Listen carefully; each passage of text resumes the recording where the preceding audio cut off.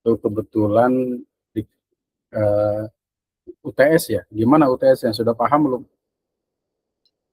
Sementara di kerja ini Pak Dokter. Ya, Sementara dalam proses. silakan Itu di pengumpulannya sampai tanggal berapa Pak Dokter? akhir Mei. Oh, akhir Mei. Untuk Ya, UTS insyaallah ya. siap. Untuk UTS itu akhir Mei, berarti tanggal 31 Mei. Siap-siap. Hari Insyaallah ya. Ahad ya. Kenapa memang agak lama? Ya karena memang dari awal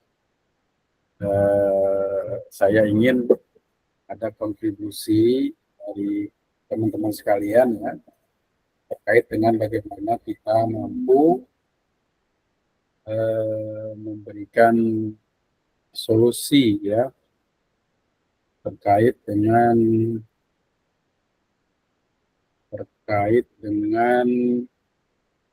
mata kuliah ini mampu bisa memberikan solusi terhadap pembelajaran, terutama pembelajarannya di madrasah, sekolah, maupun pondok pesantren. Pada dasarnya, model-model media yang diberikan itu memang hampir sama ya. Dari awal proses pembelajaran diawali dari sesuatu yang sangat sederhana.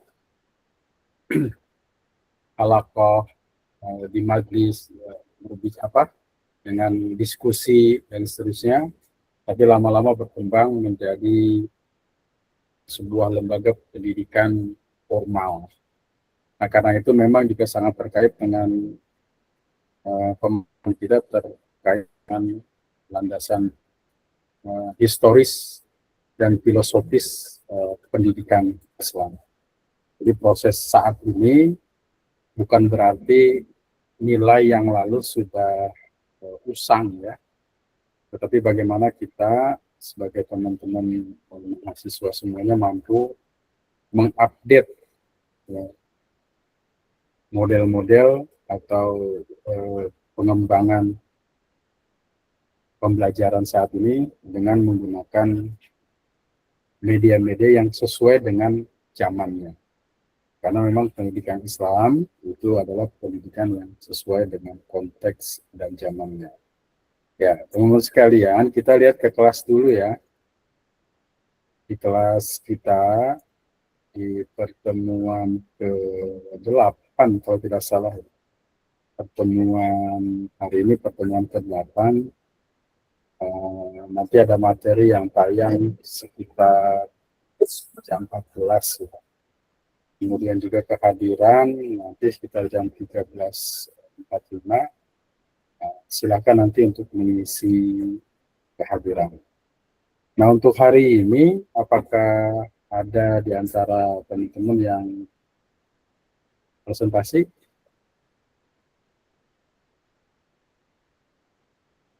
Ada yang presentasi hari ini? Nanti tolong kabari saya jika nanti ada yang akan mempresentasi ya. Akan presentasi yang sesuai dengan jadwal pada hari ini. Sambil menunggu rekan-rekan yang presentasi, saya coba lihat ya di tema kita. Di kelas itu ada tema ke-7 ya. Ini tema UTS ya. Di sini ada pengumpulan tugas. Nah, ini ada kalau kita klik ini nanti di teman-teman juga bisa lihat ya terkait dengan penjelasan untuk pelaksanaan UTS. Jadi nanti pelaksanaan UTS kita itu nyambung ya dengan UAS. Jadi problemnya teman-teman sendiri nanti yang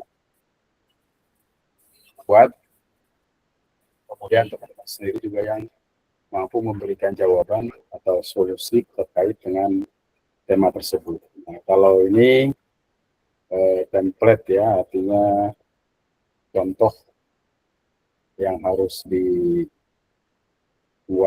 terkait dengan proposal untuk penelitian mini riset lah ya, penelitian yang mini yang sederhana.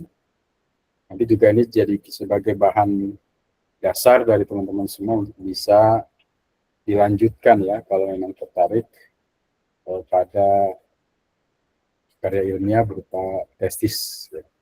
Itu bisa diangkat. Nah, cuma metode yang kita gunakan ini kan sebenarnya metode kualitatif ya. Di mana metode kualitatif itu kita mencoba menggali informasi berupa observasi, berupa pengamatan, dan berupa wawancara.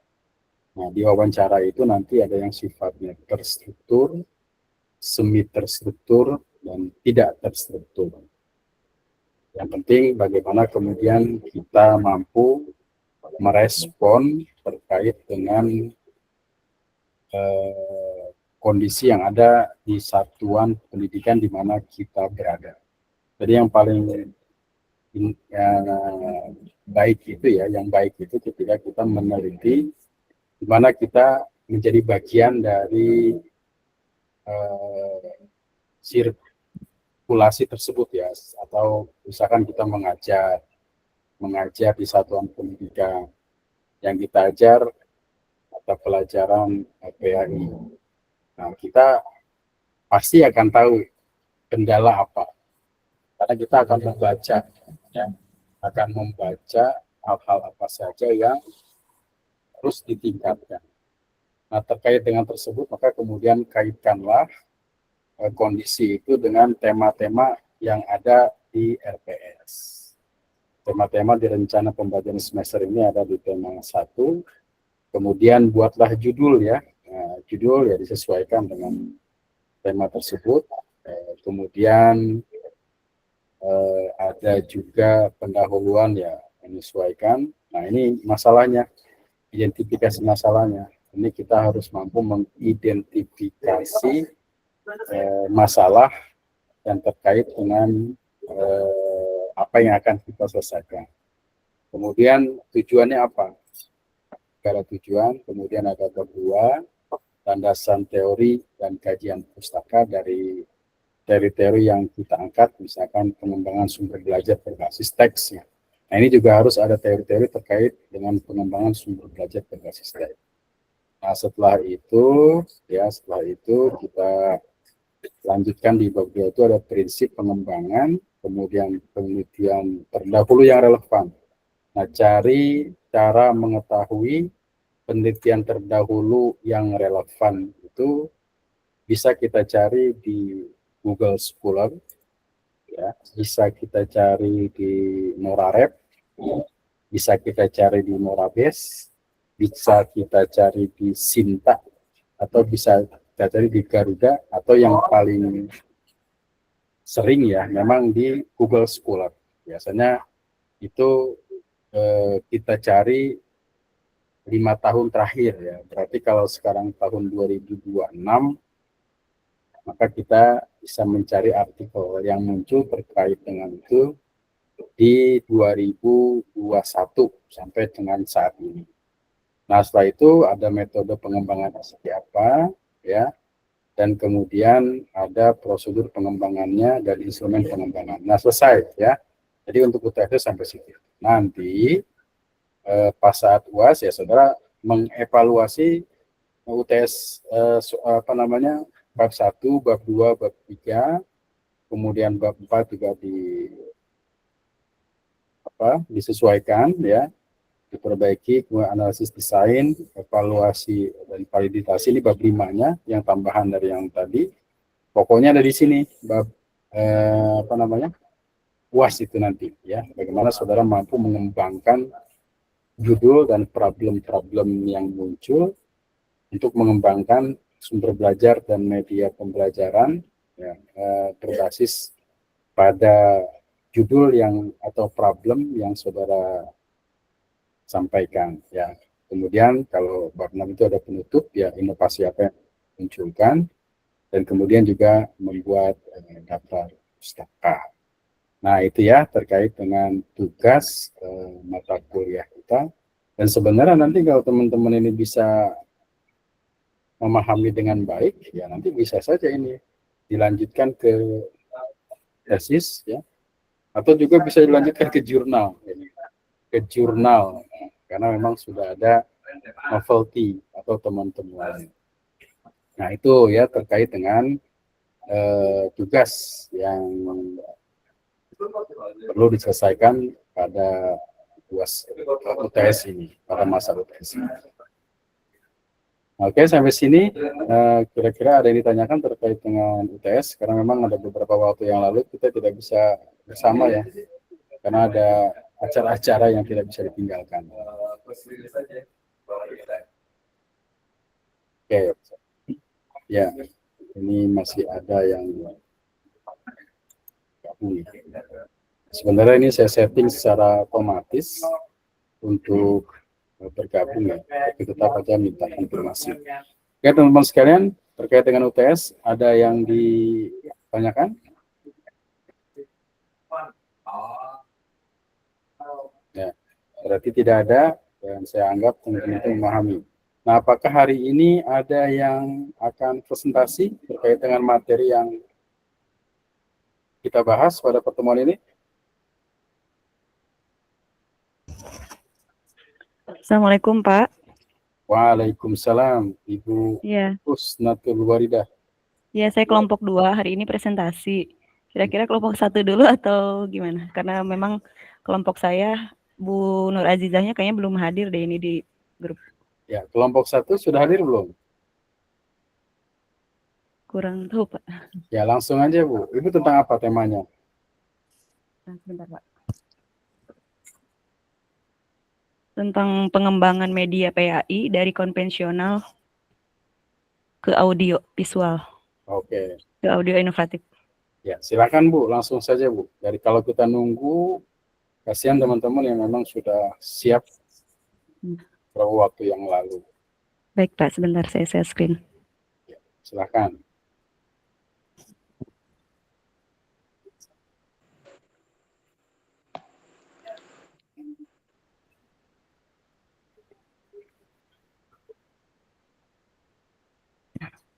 Jaringan. Ya. Dokumen. Bentar ya, Pak. Ya.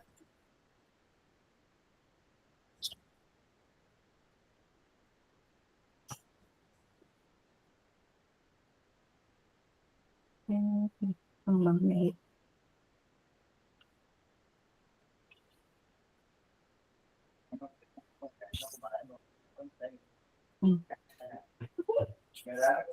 Apa sudah muncul, Pak? Punten. Kalau sudah muncul screen-nya, cuma filenya sudah muncul. Oh, sudah muncul. Agak dibesarkan ya, biar terlihat besar.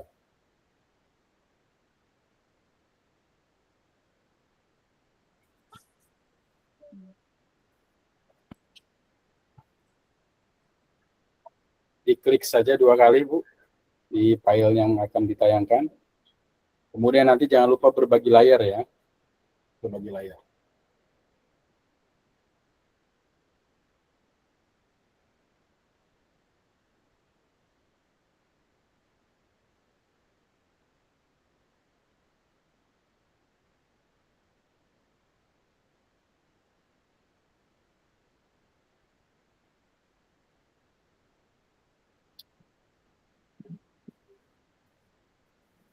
Ya, silakan Bu. Mana tadi? Hilang ya?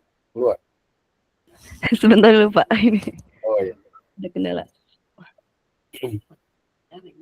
Iya, di mana dokumen? Di ini. Share.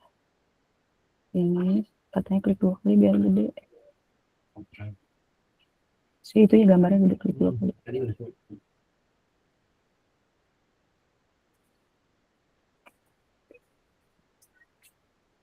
Terus kita muncul klik 2 kali.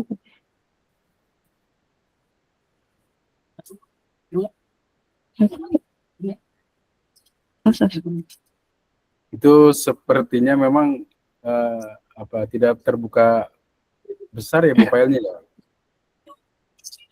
PDF ya. Oh PDF. Ya buat ini aja Bu, buat agak besar aja ada di atasnya kalau nggak salah tuh ada terbesar.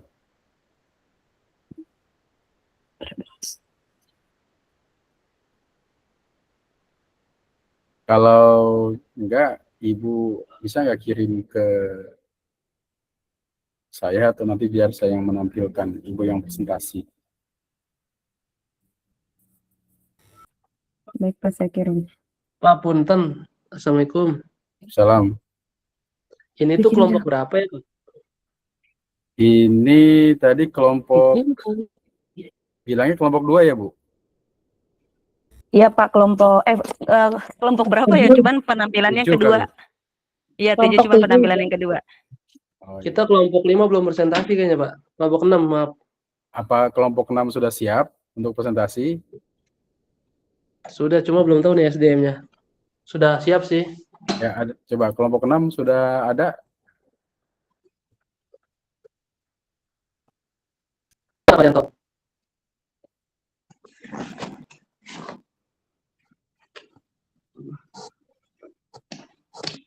Ada Pak.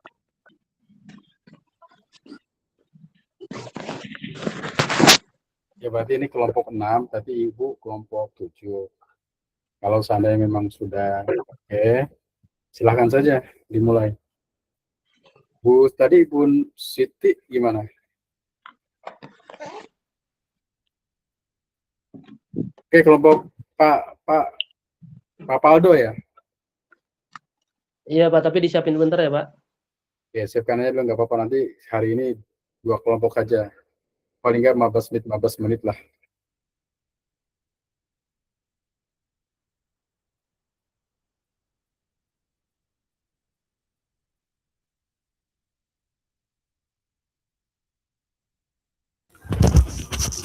Pak, sudah saya japri ya ke nomor Bapak filenya. Oke, siap. Saya buka. Oke.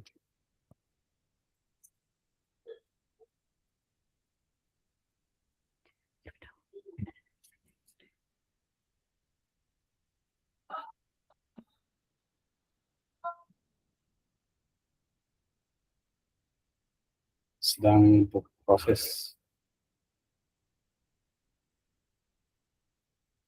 Jadi pengembangan media PI dari konvensional ke audio ya Bu. Oke, nanti izin Pak Paldo sambil mempersiapkan. Nanti Ibu silakan presentasi dulu Bu. Nanti saya akan bantu screen di sini. Baik Pak. Ya, nanti setelah ini dilanjutkan. Sudah terlihat belum? Belum ya? Nih, udah terlihat belum? Ini bukan? Iya Pak. Ya. Sudah Pak, kelihatan. Ya, silakan Bu. Baik. Assalamualaikum warahmatullahi wabarakatuh. Assalamualaikum warahmatullahi wabarakatuh. Baik Bapak dosen dan rekan-rekan semuanya, izin menyampaikan bahan presentasi hari ini. Saya kelompok 7 bersama dengan Ibu Nur Azizah akan menjelaskan atau memaparkan tugas pengembangan media pembelajaran. Oh iya, pengembangan media pembelajaran PAI dari konvensional ke audio inovatif. Mengkaji evaluasi media pembelajaran pendidikan agama Islam dari papan tulis klasik hingga podcast Islami yang menjangkau generasi Z, Gen Z. Fondasi pembelajaran PAI media konvensional, papan tulis. Alat klasik untuk visualisasi konsep, diagram, serta penulisan ayat Al-Quran dan hadis secara langsung. Gambar dan ilustrasi, memvisualisasikan kisah Nabi, peristiwa sejarah Islam, dan konsep moral kepada siswa.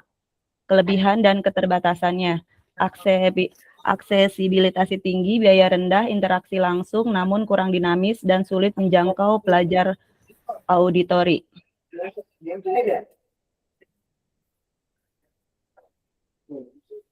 Fondasi yang tak tergantikan, Media konvensional tetap menjadi tulang punggung pembelajaran PAI, jembatan langsung antara pendidik dan nilai-nilai Islam yang diwariskan dari generasi ke generasi.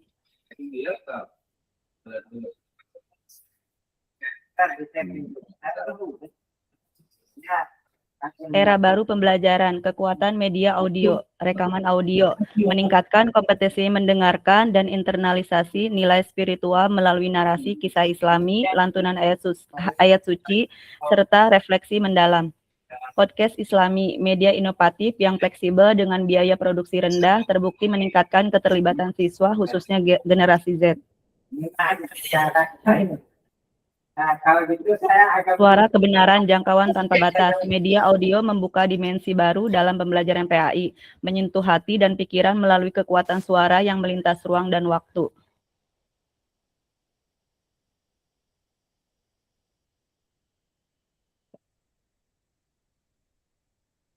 Keunggulan media audio dalam PAI, stimulasi imajinasi, mendorong siswa membayangkan kisah dan konsep Islami secara mendalam. Pelatihan mendengar, membangun fokus, konsentrasi, dan keterampilan pemahaman auditori secara sistematis. Pesan moral reflektif, memfasilitasi perenungan nilai-nilai Islam secara personal dan bermakna. Fleksibilitas akses, dapat didengarkan kapan saja dan di mana saja, termasuk melalui platform seperti Spotify.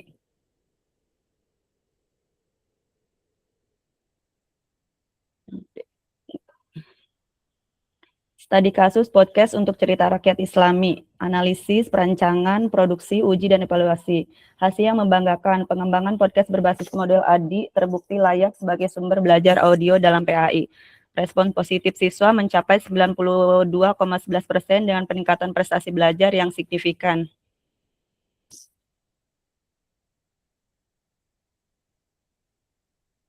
Perbandingan efektivitas konvensional PS audio. Media audio secara konsisten mengungguli media konvensional dalam hal motivasi dan keterlibatan siswa dalam pembelajaran PAI modern. Media konvensional dan media audio perbedaannya, media konvensional, papan tulis, gambar, diskusi kelompok. Aksesibilitas, interaksi langsung, biaya rendah. Kemudian media audio, podcast, rekaman audio, siaran. Fleksibilitas, imajinasi, motivasi, jangkauan luas, keduanya saling melengkapi.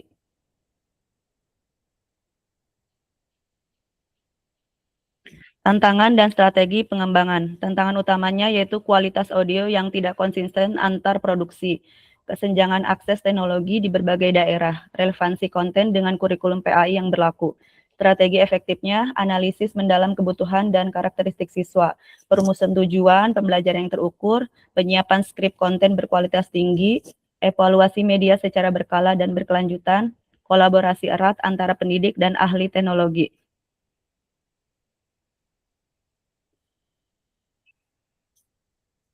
Masa depan pembelajaran PAI, integrasi inovatif. Media audio dan konvensional bukan sebuah pilihan, melainkan pelengkap satu sama lain. Bersatu menciptakan pembelajaran PAI yang interaktif, relevan, dan berkarakter Islami. Berbasis nilai, teknologi dimanfaatkan untuk memperkuat, bukan menggantikan, nilai-nilai Islami dalam pendidikan. Berbasis teknologi, pemanfaatan sistematis media digital meningkatkan motivasi dan pemahaman siswa terhadap ajaran Islam.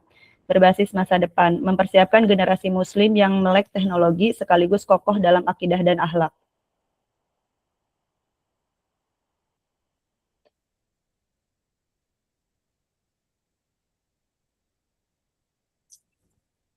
Cukup Baiklah, ya, ya, cukup pemaparan saya. Bagi yang ingin menambahkan atau memberikan saran, kritik saran atau pertanyaan, kami buka. Bu Nur Aziza mungkin akan membantu dalam menjawab atau memaparkan pembahasan selanjutnya. Terima kasih. Bu Nur Aziza, ada yang mau ditambahkan lagi? Bu Nur Aziza? Tidak cukup, Pak. Iya, Pak. Ada yang mau ditambahkan? Sudah cukup, Pak. Oke, sudah cukup ya. Jadi tema tentang media pembelajaran audio ya, Bu ya? Itu, Pak. Ya. Terus Pak Valdo kelompok 5 ya? Mau ada presentasi? Ya. Silakan, Pak. Izin Pak dosen. Jadi pada kesempatan hari ini tuh kita ada 3 SDM ya, yang Hah? Apa namanya, satu kelompoknya 3 orang. Silakan. Kelihatan nggak ya ininya, PowerPoint-nya? Belum terlihat belum.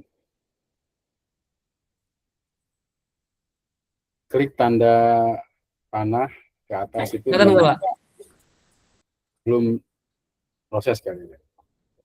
Ya sudah, Kelihatan nggak ya? iya, oke, kelihatan. Ya, Assalamualaikum warahmatullahi wabarakatuh. Waalaikumsalam warahmatullahi wabarakatuh. Assalamualaikum warahmatullahi wabarakatuh.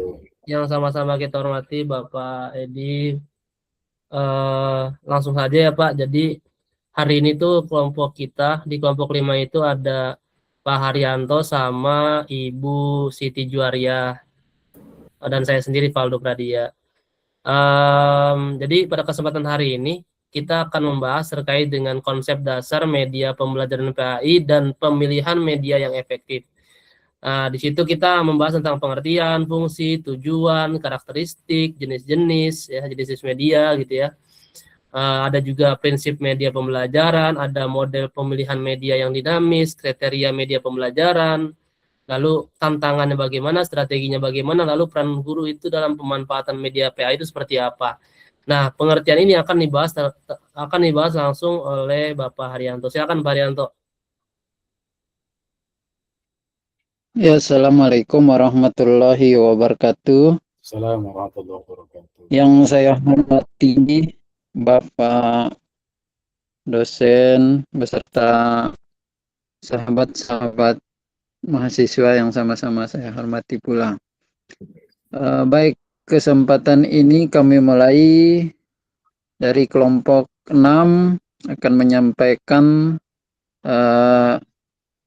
terkait media pembelajaran PAI. Yang pertama, kami akan menyampaikan tentang pengertian dulu, yaitu Aida, mohon maaf agak terganggu sinyal di sini. Jadi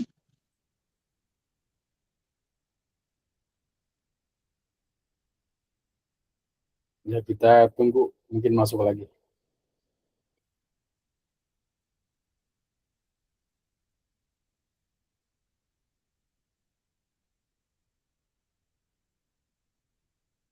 Keluar ya. Oke Pak, izin Pak. Saya saja Pak yang mewakilin dulu Pak sementara. Silakan nanti kita tunggu sambil jalan. Ya, teman-teman semuanya, pada kesempatan hari ini saya akan membahas terkait dengan pengertian media pembelajaran. Teman-teman bisa lihat bahwa kalau kita lihat secara etimologis, media itu berasal dari bahasa Latin, artinya itu perantara atau penghubung. Jadi ada beberapa tokoh ya, ada Gerlach dan juga Eli. Nah, mereka ini berpendapat bahwa media adalah manusia, materi, atau kejadian yang membangun kondisi sehingga peserta didik memperoleh pengetahuan, keterampilan, atau sikap. Karena pada kesempatan hari ini ya Pak, kita melihat dalam sisi pengajaran itu diperlukannya media ajar. Agar apa? Agar transfer knowledge dari kita sebagai fasilitator atau sebagai guru itu terhadap audiens atau siswa itu bisa diterima secara komprehensif gitu ya. Lalu juga ada apa namanya media menurut Heinrich gitu ya. Media menurut Heinrich adalah saluran komunikasi antara sumber pesan dan penerima pesan. Nah, siapa sumber pesannya? Ya, sumber pesannya itu adalah guru. Lalu siapa penerima pesannya? Penerima pesannya itu adalah peserta didik yang kita ajarkan. Jadi media itu sebagai penghubung. Nah, ini ada teman-teman bisa lihat ada sebuah jembatan ya, ini yang menjadi poin dasar daripada sebuah perumpamaan begitu. Nah, lalu yang berikutnya adalah apa sih fungsi media dalam pembelajaran PAI gitu ya. Jadi ada 5 fungsi daripada media pembelajaran PAI. Yang pertama adalah fungsi atensi, afektif, kognitif, kompensatoris, dan juga spiritual. Nah, Fungsi daripada media pembelajaran PAI adalah pertama fungsi atensi ya. Jadi kita sebagai fasilitator berharap mempunyai perhatian menarik perhatian peserta didik terhadap materi yang dipelajari oleh mereka. Itu yang pertama, fungsi atensi. Yang berikutnya adalah fungsi afektif. Jadi kalau fungsi afektif ini ya kalau kita lihat secara naratif di sini membangkitkan minat, motivasi dan sikap positif terhadap pembelajaran agama. Gitu ya. Jadi bagaimana caranya kita sebagai fasilitator bisa memantik peserta didik itu untuk membangkitkan minat, motivasi dan sikap positif terhadap pembelajaran kita. Yang berikutnya adalah fungsi kognitif. Nah, fungsi kognitif di sini adalah bagaimana kemudian peserta didik itu memahami konsep, gitu ya, dan informasi dengan lebih baik, kayak gitu. Dan yang selanjutnya adalah fungsi kompensatoris. Jadi membantu peserta didik yang mengalami kesulitan dalam belajar. Karena kita tahu ya bahwa ketika kita dalam proses pengajaran PAI itu ada murid yang langsung menerima knowledge kita dengan baik, tapi ada juga yang masih perlu penelaahan yang cukup daripada kita. Dan yang terakhir adalah fungsi spiritual. Bagaimana caranya agar pelajaran PAI ini bukan hanya pelajaran yang sifatnya teoritis, tapi juga praktikal dalam kehidupan sehari-hari. Gitu. Varianto udah ada? Varianto? Belum kayaknya belum. Oh, ya Pak, saya badalin dulu ya Pak. Ya, lanjut, nggak apa-apa, silakan. Nah, yang berikutnya adalah apa sih tujuan media ajar dalam PAI ini? Lalu karakteristiknya seperti apa sih? Nah, di sini ada sekitar 6 tujuan. Yang pertama itu adalah mempermudah fasilitator dalam menyampaikan materi. Karena kita tahu ya, kalau sepengalaman saya ya, cara pengajaran modern dan konvensional itu beda banget kayak gitu.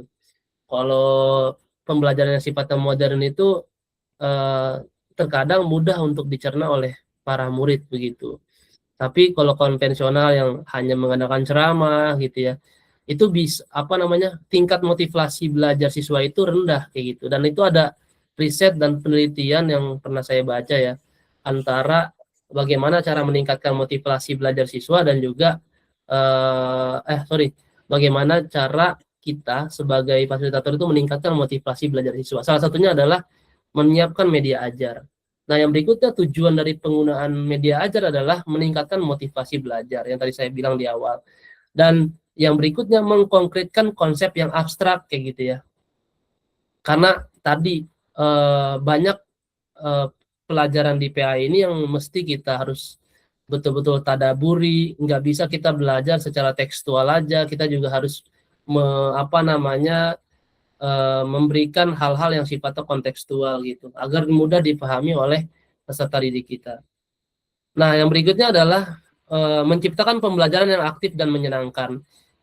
Karena tadi ya, bagaimana kita bisa menciptakan suasana belajar itu yang betul-betul satu visi, satu frekuensi gitu ya. Nggak hanya sifatnya itu monolog, nggak hanya sifatnya itu satu arah, tapi bagaimana caranya kita bisa menciptakan media atau menciptakan pembelajaran itu secara interaktif begitu. Nah, yang berikutnya adalah menanamkan nilai-nilai Islam secara efektif. Dan yang terakhir adalah membantu peserta didik mengamalkan ajaran Islam. Jadi itu adalah tujuan daripada media pembelajaran dari PAI. Lalu yang berikutnya adalah karakteristik media pembelajaran PAI. Yang pertama itu adalah media pembelajaran PAI hendaknya memiliki karakteristik pertama sesuai dengan nilai-nilai Islam. Jadi nggak boleh materi yang kita siapkan itu jauh daripada nilai-nilai apa yang dijadikan tujuan pembelajaran.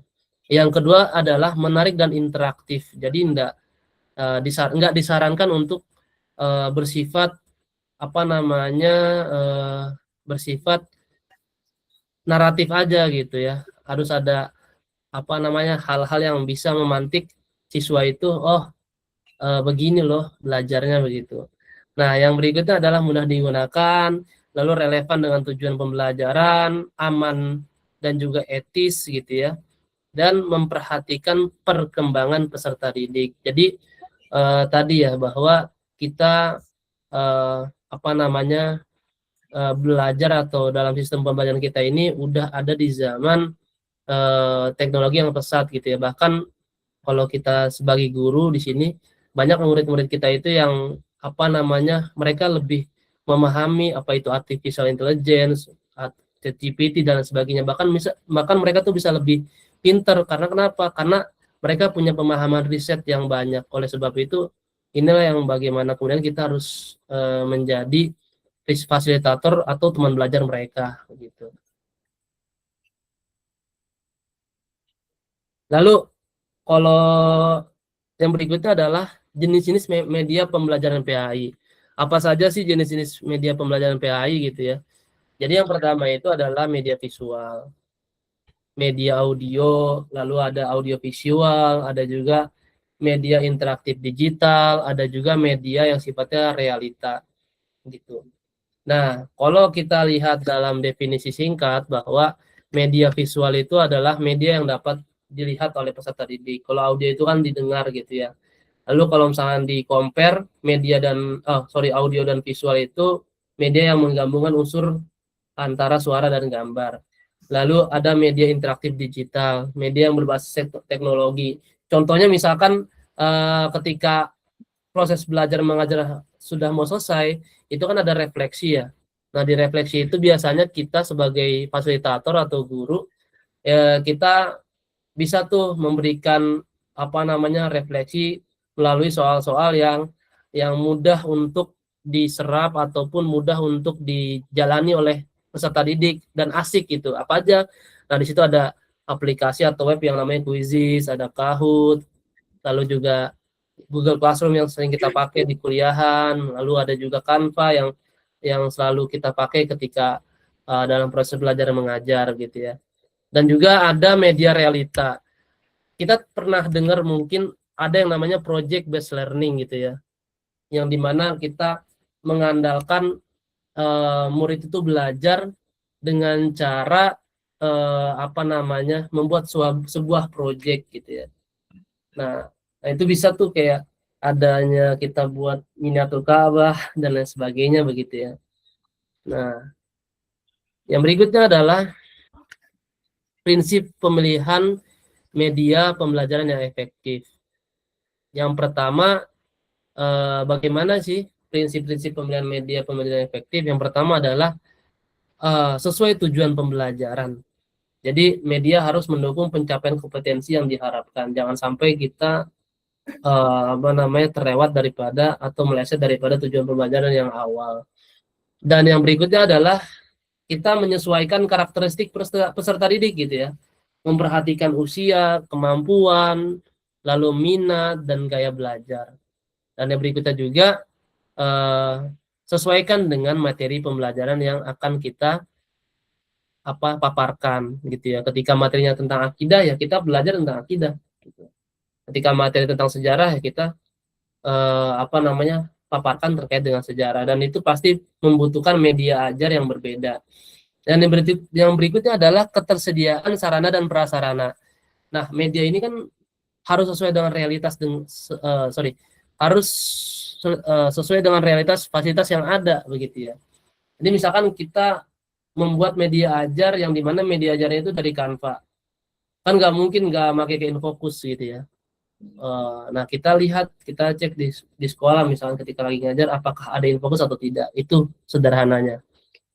Dan yang berikutnya adalah kemampuan guru gitu ya. Ada kita kuliah S2 pendidikan bahwa kita ini sebagai guru atau calon guru itu harus mengoperasikan media secara optimal. Jangan sampai kita tidak bisa ataupun nggak optimal dalam melaksanakan hal tersebut. Dan yang berikutnya itu adalah efisiensi waktu dan biaya. Nah, di sini tuh ada saran bahwa media yang dilakukan itu mesti mudah diperoleh dan digunakan. Jangan sampai malah menghantarkan kepada hal-hal yang sifatnya itu merugikan ataupun memberatkan kita sebagai fasilitator. Nah, Marianto udah ada belum? Kalau ada Marianto boleh gantian. Kalau nggak ada, biar ibadahin lagi. Jadi ada 3 orang ya? Ada Bapak, cuma satu orangnya. Ada Bu siapa ya? Bu Siti Juwariah. Beliau lagi di perjalanan, jadi Oh iya, belum iya. bisa ikut. Oke, nggak Gak apa-apa. apa-apa ya Pak, saya badain lagi nih. Ya lanjutlah. Dipercepat aja nggak apa-apa. Nah, kita next aja ya.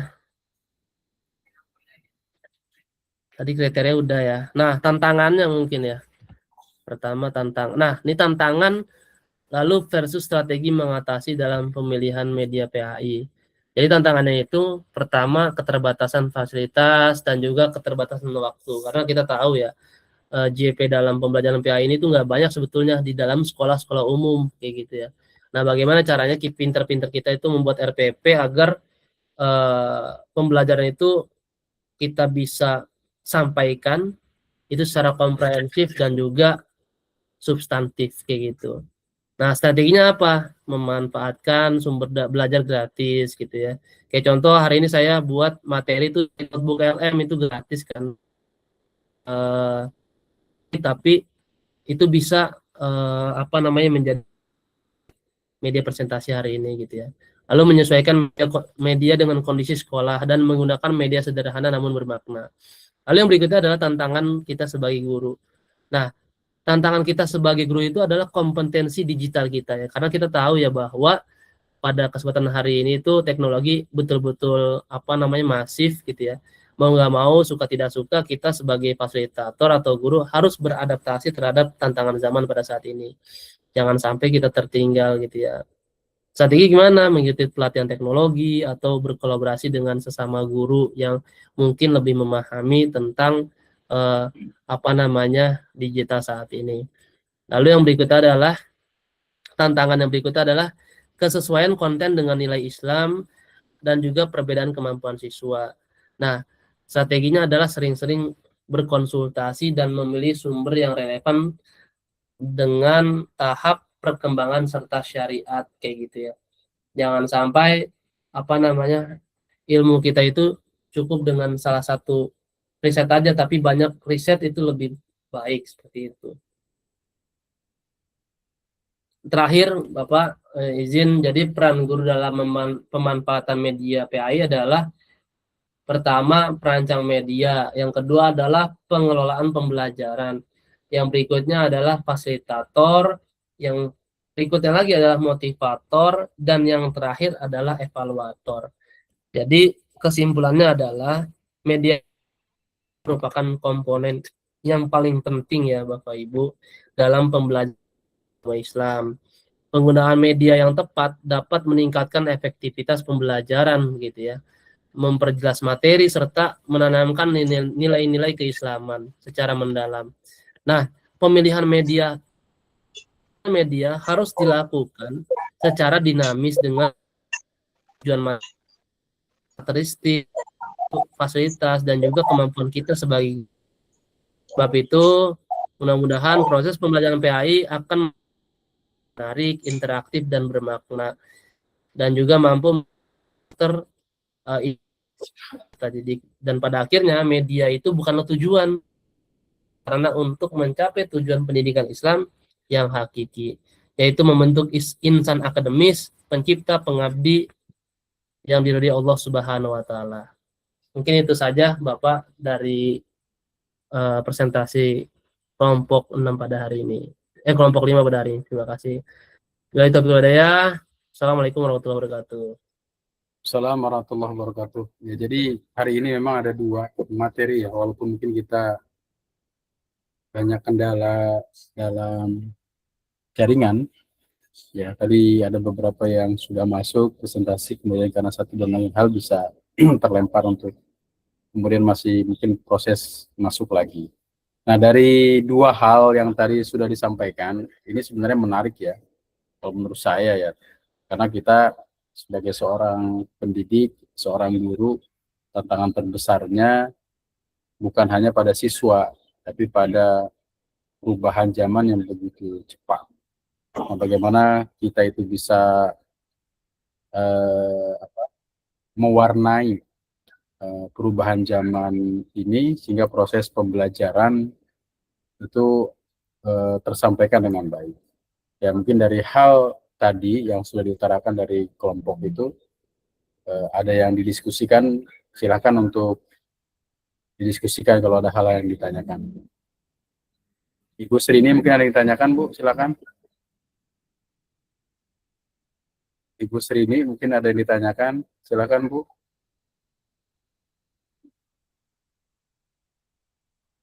Atau Ibu Zuhrotul Uyun. Ya, Ya, silakan Bu Zuhroh. Assalamualaikum warahmatullahi wabarakatuh. Assalamualaikum warahmatullahi wabarakatuh. Baik, terima kasih pada pemapar dari dua kelompok ini yang telah begitu panjang lebar ya. Memang betul media itu sangat penting sekali untuk terutama untuk seorang guru ya, termasuk saya. Jadi sangat membantu mempermudah penyampaian materi dan mempercepat sampai terhadap siswa. Dulu saya kalau mengajarkan Al-Quran hadis misalnya ya, dengan ceramah itu atau menghafalkan ayat dengan terjemahannya itu lama sekali anak-anak sampai hafal. Tapi dengan media tangan gitu ya, jadi dengan gerakan, menerjemahkan dengan gerakan, sehari saja anak-anak sudah hafal. Jadi sangat penting sekali. Atau dengan audio, dulu anak saya umur 7 tahun itu ikut tahfiz, metode tabarok, itu diulang-ulang, murotal itu diperdengarkan, diulang-ulang. Ini kita bisa mencontoh ya di sekolah. Jadi 1 tahun itu sampai mungkin 30 itu mungkin 1 tahun. Itu kan audio ya, diulang-ulang murotalnya. Nah, mungkin kelemahannya kita itu dari segi biaya ya. Nah, bagaimana tuh solusinya? Jadi misalkan pada media yang membutuhkan biaya itu kita menghadapi tantangan gitu ya. Jadi sulit untuk menyediakannya. Gitu, Pak. Silakan dari kelompok berapa aja terserah. Assalamualaikum warahmatullahi wabarakatuh. Assalamualaikum warahmatullahi wabarakatuh. Langsung Bu Nunung mungkin, Bu Nunung. Bismillahirrahmanirrahim. Assalamualaikum warahmatullahi wabarakatuh. Yang ingin saya tanyakan ini kepada kedua pemateri ya. Ini gimana misalnya kita solusinya untuk sekolah yang berada di daerah yang terbatas gitu ya, akses internet, listriknya, namun tetap dituntut untuk menggunakan media PAI yang inovatif dan kontekstual seperti itu. Bagaimana nih solusinya? Kemudian yang kedua, terkadang kita kan mendapati siswa yang cenderung lebih pasif ya. Biasanya hanya main gadget gitu. Nah, itu cara mengatasi siswa seperti itu seperti apa ketika media pembelajaran digital PAI diterapkan di kelas atau di sekolah. Seperti itu. Terima kasih. Assalamualaikum warahmatullahi wabarakatuh. Assalamualaikum warahmatullahi wabarakatuh. Di 2 pertanyaan yang bagus ya. Jadi izin, mungkin saya serahkan ke Pak Paldo untuk melanjutkan. Silakan Pak. Atau tadi dengan kelompok yang tadi juga bisa untuk kolaborasi terkait dengan pertanyaan tadi. Bu Husna dulu Pak. Yang senior. Boleh saya jawab Pak Paldo? Boleh saya bantu? Silakan Pak Haryanto. Pak Haryanto, mana Pak Haryanto? Oh ya, tadi kebetulan sinyal di sini terganggu Pak. Mohon maaf ini.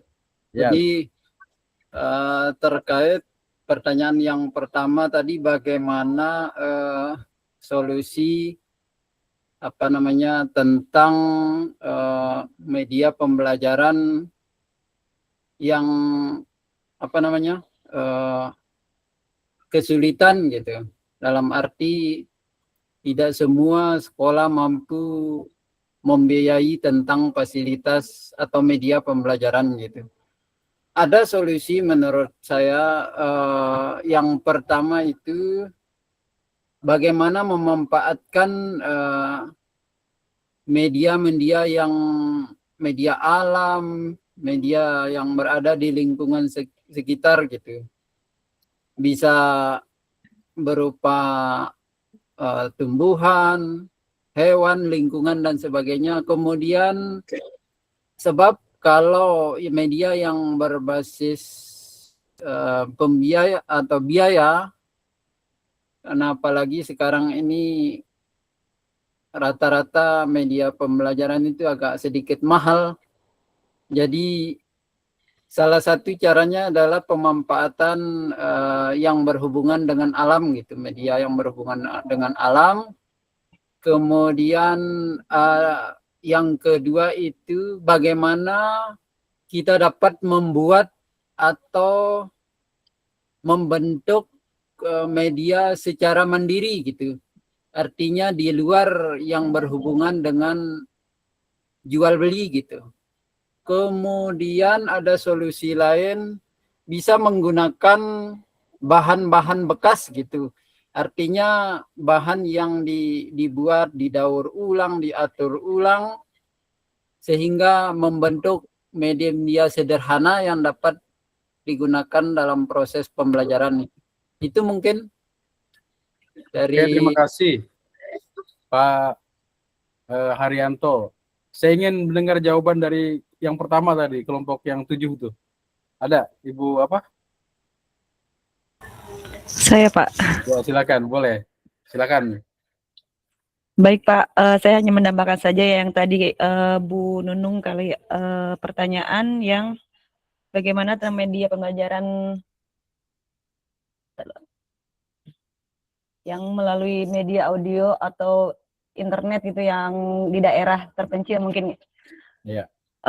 Jadi sama saya seperti tadi yang Bapak Haryanto paparkan, kita walaupun di daerah terpencil, memang kondisinya internet misalnya susah atau misalnya jaringannya terhambat kayak gitu. Jadi tapi kita tidak pasrah begitu saja. Jadi tetap menggunakan bahan-bahan atau alat yang ada di sekitar, misalnya kayak tadi lebih ke belajar di luar kelas, menggunakan alam sekitar, kemudian misalnya menggunakan audio offline dengan cara si gurunya membuat rekaman suara materi atau murotal Al-Quran, cerita Islami, penjelasan pelajaran, atau bisa menggunakan kayak flash disk, kartu memori, Bluetooth, speaker, dan lain-lain.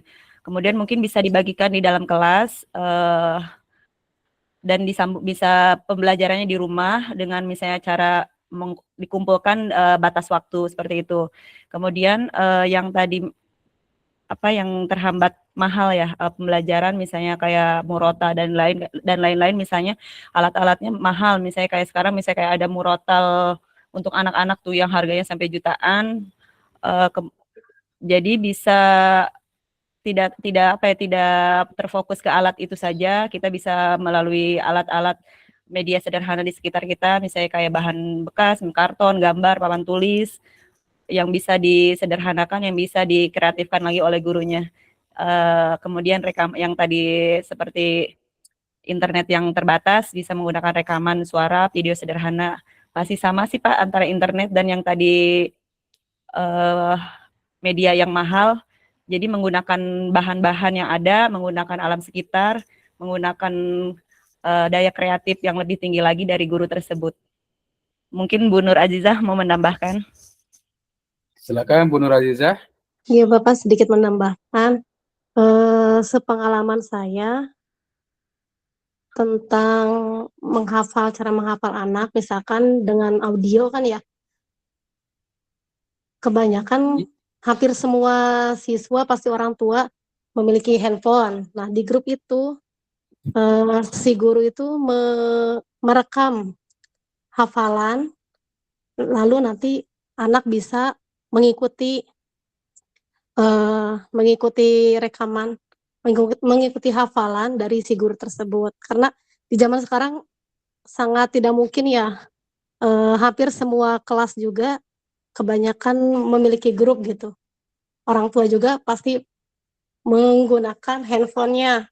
Dan selain menggunakan media sosial, ada juga yang pernah saya lakukan untuk cara menghafal ke anak-anak itu seperti membuat kartu yang bergambar, atau misalkan kita tulis surat apa, satu bait aja, satu ayat, lalu anak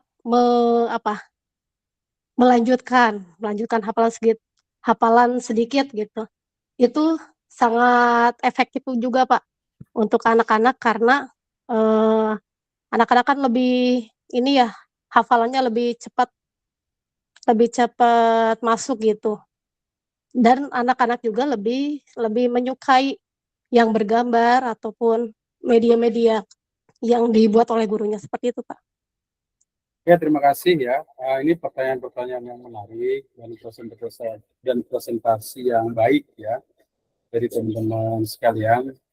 Ini memang kalau dilihat bahwa teman-teman semua sudah memiliki pengalaman dalam proses pembelajaran. Jadi prinsip-prinsip utama yang sudah disampaikan tadi melalui presentasi, ya sebenarnya itu adalah prinsip yang memang perlu kita tegaskan dalam proses pembelajaran. Nah, terkait dengan proses pembiayaan, ya memang itu adalah masalah klasik dalam pendidikan di Indonesia. Kebijakan pemerintah, mulai dari katakanlah mulai dari bos provinsi, bos pusat, bosda, bos buku kalau dulu ya, terus ada sertifikasi dan bantuan-bantuan lain terhadap pendidikan, itu sebenarnya adalah salah satu tujuannya adalah untuk pemenuhan tercapainya kurikulum. Namun sampai saat ini bisa kita lihat proses ketercapaian itu masih dalam proses. Nah, artinya terkait dengan proses pembelajaran atau media pembelajaran, ini memang konteks saat ini sangat berpengaruh ya terhadap perkembangan artificial intelligence. Itu bukan berarti bahwa penggunaan media-media mutakhir itu adalah paling hebat, tidak. Artinya kita tetap saja bisa menyesuaikan dengan konteks di mana kita berada.